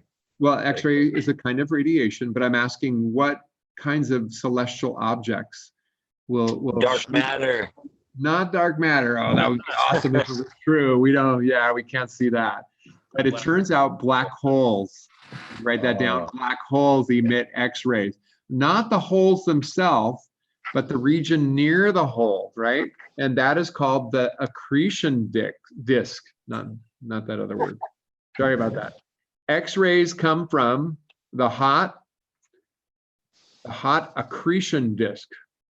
And it turns out it's not just black holes. It turns out you can also get it when you have a white dwarf or a neutron star. anything that is actually feeding on something else will form an accretion disk, and that accretion disk will radiate light. Actually, I can just show you a picture. How about that? I'm going to show you a picture of an accretion disk. Accretion disk, okay. And so that is kind of the Wikipedia, which is awesome. Love Wikipedia. But the accretion disk is the region near a black hole or actually something else. And so as a matter of fact, you might remember this picture. Anybody know what this picture is of? Oh, that's our first picture of a black hole, right? That's right. That's right. Now you can't actually see the black hole, but this ring of light that is around the black hole is actually the accretion disk. That's what they took a picture of. And so that allowed them to estimate the size of the black hole, which is inside here. Okay, this is kind of like the picture where the accretion disk you can see, but you cannot see the black hole. Now, what about this? Do you guys see this, or maybe even this? Yeah. These are called, anybody remember what those are called? They're called jets, right? And actually, can you write down jets? Because they're kind of cool. What causes a jet? Pulsar? A pulsar has jets, that's right. And why? And the answer is because it has something. It has two jets always. Something. Charge. A north pole and a south pole. Come on, help me out. Magnetic field. Magnetic field. Very good. Write that down. Jets come from a magnetic field, right? Oh yeah, that's awesome. So anytime a black hole or a neutron star or a pulsar, which is a neutron star, or a white dwarf, anytime they're feeding on matter, they're going to have an accretion disk, and then they will have a magnetic field. And so part of the energy and the matter will get shot into a north pole and south pole by the magnetic field. There's another picture showing the jets, okay? So anytime you're feeding, you're going to be able to create a magnetic field, which then produces jets, okay? So that's cool. That's just cool. Let's go back to our thing, okay? So I looked a little bit at Google Sky. Let's go to our final one, and let's talk about the Crab Nebula a little more. This is an awesome, oh my gosh, I'm so excited that we have this. This is, they call it the hyperwall, and I have not explored this fully because it's NASA. And it's huge. It's like the rabbit hole. Please wait until after finals to go down it. But if you are bored, oh my gosh, you don't need to be bored. You will just have your mind blown by all the fantastic stuff they've put up. It's really awesome. But here we go. Take a look. The vision across the full spectrum. The Crab Nebula from radio to X-ray. Okay, so this is super awesome. And I'm just hoping if I press play, you can even download it. If I press play, can you guys see the picture? Yes. Yeah. Is it big? Mm-hmm. Yeah. And is it changing? Oh, hold on. Do you see down here radio, very large array? What color do you see? Red. Red. Red. Okay, cool. And that's actually a false color image, by the way. Okay, why? Can we see radio waves? No. No. No, so we're showing where the intensity is larger or smaller. Okay, so hold on, let me just rewind. Okay, so that's the first picture. Okay, keep going. The next picture is coming up, and it's just a 1 minute long thing. So, although I'm going to pause. This is infrared. So here's a question for you that you might have to answer tonight. Does the Crab Nebula emit waves? Yes. Yes, we just saw it. Okay, question number 2. Does the Crab Nebula emit infrared light? Yes. We're looking at it right now, right? This color, again, can we see it?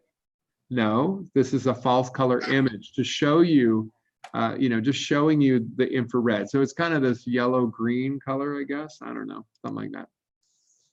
Keep going, okay? And after, and it tells you what telescope is getting this picture. Next one, optical. Oh yeah, that's the Hubble. Although that's interesting. This is one particular frequency, right? So can you see the M1, the Crab Nebula, with your naked eye? No. That's what the word optical means. This is visible light. So the answer is, of course you can, right? So maybe we're going to talk about a multiple choice question. Which color of light can I see coming from the Crab Nebula, right? It'll be a whole list, and you guys have to tell me all the ones that you can see. Okay, optical, definitely visible light for sure. And then after that, we're going higher. You notice we're going to higher frequency. Ultraviolet. Is ultraviolet coming out of the Crab Nebula? Yes. Yeah. Very much. Again, is it organized or is it just kind of everywhere? It's a cloud. It's the cloud, right? It's from the supernova. So we can identify where this light is coming from. It's coming from the supernova, right? Does everybody understand that? So far, all we've seen is the supernova, right? Yeah. The supernova, the blast of the supernova, expanding ultraviolet. What's higher than ultraviolet? Anybody? X-ray. X-ray. Okay. Let me see if I get X-ray. X-ray. Oh, X-ray. Oh, weird. Okay, now, Weird. seriously, disgustingly delicious right now. Do you see what I see? The center of it. Oh yeah, you can see the magnetic field. Can you see the jets coming out of it? Is that awesome? Yeah. Yeah, that Oh was really my cool. gosh. Now, that's in the very center of the Crab Nebula. Does anybody remember, or maybe you don't know? So I don't know if you know or not. It could have been a black hole, but it turns out it's not. Does anybody know what's in the center of the Crab Nebula? Is it a binary neutron star? Not a binary, just a single one. And it's rapidly rotating. Okay. So what do we call it? Neutron. A rapidly rotating neutron star is called a, What was it? it pulses with light. Pulsar. A pulsar. Very good. Okay, I guarantee that one of the questions tonight is going to be, what is at the core? What is at the center of the Crab Nebula? And this would be what was left over after the star exploded, right? After the star exploded, this got left behind, this rapidly rotating neutron star. And here's a question. This is an advanced question. Is this neutron star feeding right now? Yes. For sure, right? And how do you know that? Bridget told me before, magnetic field, jets, right? Okay, keep going. Is there more? What else could there be? X-ray, anything higher than X-ray? Gamma. Gamma rays. No, they don't have gamma. But here is a composite showing little pictures from all of the frequencies laying over each other. Is that beautiful or what? Isn't that amazing? Yeah. So do you understand that you kind of, when you have these other pictures, these other ways of looking at the sky, you begin to probe deeper and understand more about what's going on inside of these things, right? It's kind of a wonderful idea to understand that you're getting X-rays from the core, and we know why now, right? It's because at the core of the Crab Nebula is a pulsar, and it's feeding right now, which is why we can see it like that. Okay, so that is a really amazing thing. So actually, that's kind of like, that's just the pièce de résistance. I mean, that is just my beautiful pictures right here. So now you can look at each one. This is sped up twice if you want to go faster. And then it shows you individually what you're seeing in the video. But that really, isn't that one, that's just magical, what you can see in the middle of it. I don't know, they don't have much dialogue, huh? No dialogue, it's just pictures. Oh, here we go. So you're gonna read this with me, okay? Let's see if you know everything in here. If not, then write down the notes. Okay, Crab Nebula, Messier 1 is the remnant of a supernova that exploded in the year 2004. This mysterious new star, as early skywatchers called it, was observed around the world and most notably recorded by Chinese astronomers. The supernova was triggered when the progenitor star, that means the old star that was about to explode, abruptly collapsed onto its iron core. Now, does anybody remember why it had to be an iron core? What happened? Because iron doesn't put out as much energy as it Doesn't put out any energy. That's right. When you Yeah. fuse iron, it absorbs energy. And the moment a star does that, it collapses. It's gone. Okay, so this material was expelled from the dying red giant progenitor star 20,000 years prior to the supernova, I guess. Okay, and the ultra-dense remnant core called a neutron star. Actually, I wish they would have said pulsar. Sorry about that. but we'll write the word down. You need to know the word. I mean, I think, I don't know why they didn't write that, but anyways, an ultra-dense neutron star is crushed and spinning furiously. That's why we call it a pulsar. A lot of this energy comes from the neutron star's intense magnetic field. The initial radio image from the very large array, that's an array of telescopes, right? Radio telescopes, shows the cool gas and dust blown out by the supernova winds. The infrared picture shows synchrotron radiation. I don't think we talked about that. We'll let that go, I think. An unusual form of light produced by electrons. I could probably talk about that a little bit. Infrared image shows hot gas. The visible light image shows the detailed filamentary structure of the blast wave. And the ultraviolet image shows hot ionized gases. Finally, the X-ray emission from high energy particles ejected from the pulsar. Oh, there, it said the word pulsar. Okay, finally, why didn't you use it before? Okay, shows the expanded nebula. Okay, the bipolar structure represents a powerful jet of material funneled along the neutron star's spin axis. Okay, so it's always bipolar, right? Whenever you have a magnetic field, it's always two jets, not one. Chandra is. Oh my gosh.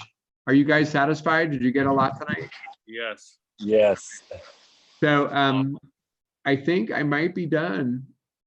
Is there anything else I need to do? I will write a quiz on what we covered tonight.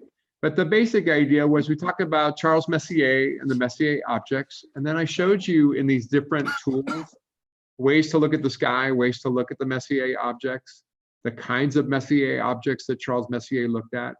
And then really, I think I just wanted to give you a taste for what it means to look with different colors of light. And so we learned a couple of ideas that are important, right? Number one, infrared is good for doing what? Looking through clouds. Looking through the clouds of dust. You can see right through the dust and you can see the hot objects behind it. And then the other thing we learned is that by using other forms of light, X-ray in particular, I would like you to know that X-ray light is being emitted by a couple of, well, actually, I told you the general idea. What is the X-ray coming from? Yeah. I said the accretion disk. It would be the jets as well, the jets and the accretion disk. And you could see that for yourself in the picture that we saw. So, that's kind of like what I wanted to show you tonight.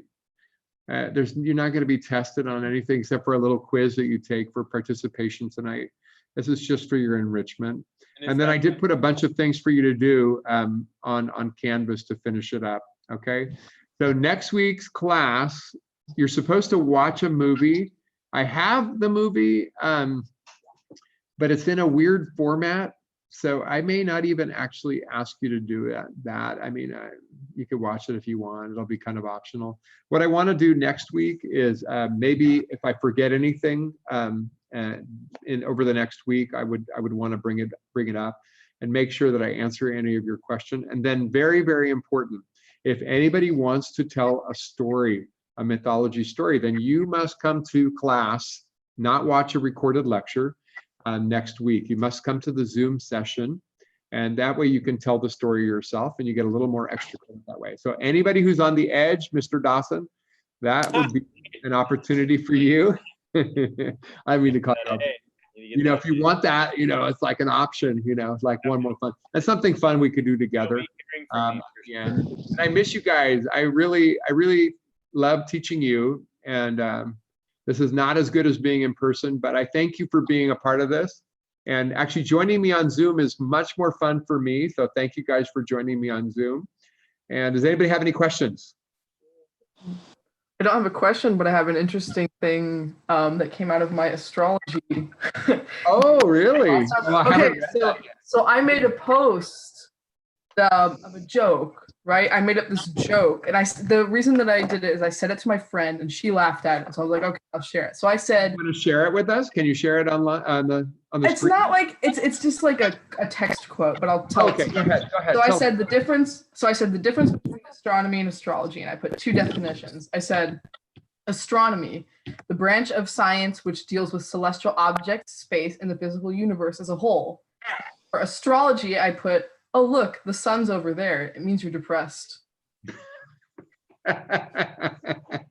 Oh, that's great. And I got flack for that because they're like, oh, the moon is what controls your emotions or whatever. I'm like, yeah, no, it doesn't. I love it. Just to All reflect. right. Well, you guys, you have an opportunity next week is write up your story and then be ready to share it with the group next week. And I would love to have that happen. I think that'd be really fun.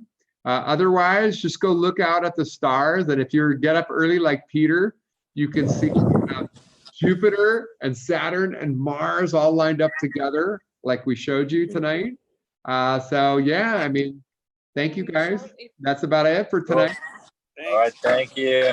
Thank Good you. night. Thank you guys. Bye. All right, ciao. Bye. Goodbye, and goodbye to my YouTubers. Goodbye, YouTubers. Goodbye. Thank you guys for participating. That's right. Can't wait for Milk Domina. I love it. I love it. Thank you. Microwaves are bad if they're concentrated, but the ones that we get from the microwave background radiation is actually very low intensity. All right. See you guys. Thank you. Have a good night.